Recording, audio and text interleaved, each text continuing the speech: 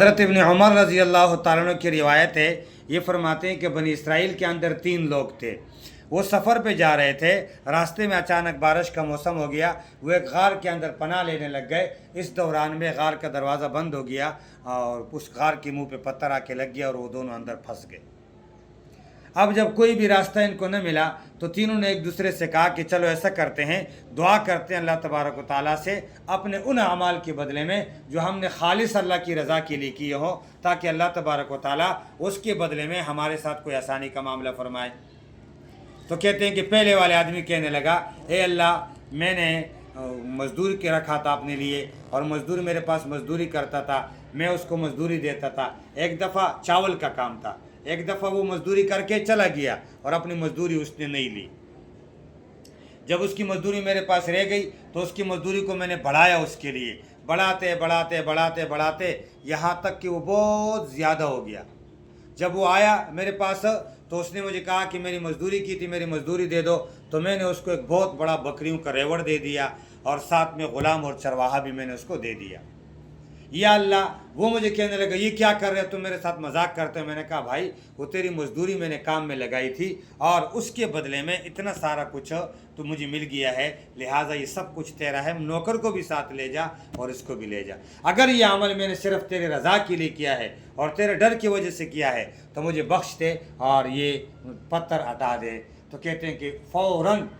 پتھر تھوڑا سا سرک گیا اور ان کو آسمان نظر آنے لگ گیا۔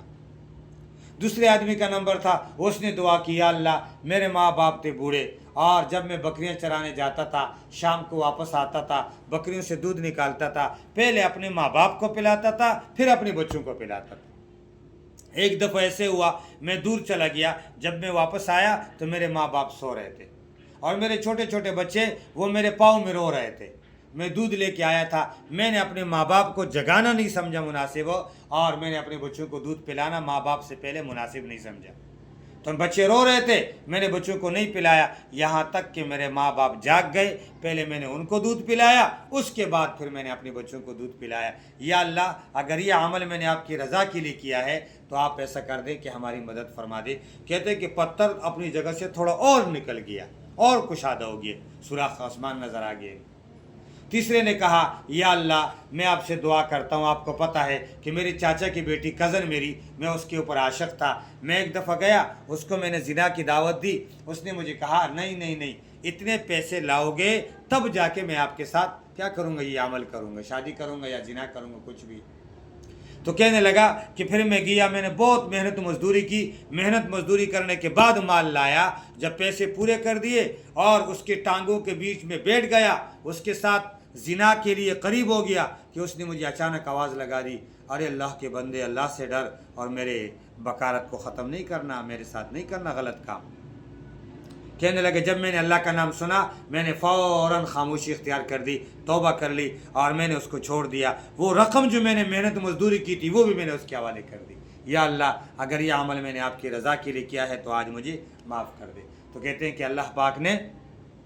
اسی وقت وہ پتھر سرکا دیا اور اس کا غار جو ہے اس کا منہ کھل گیا اور سارے کے سارے وہ تینوں آدمی لوگ باہر نکل آئے۔ تو دیکھیں، وہ عمل جو اللہ کی رضا کے لیے کیا ہو، اللہ تبارک و تعالیٰ اس کا بدلہ بالکل بھی ضائع نہیں کرتے، وہ بہر صورت آپ کو مل جاتا ہے۔ لیکن شرط یہ ہے کہ عمل کے اندر اخلاص ہو، عمل صرف اور صرف اللہ پاک کی رضا کے لیے ہو۔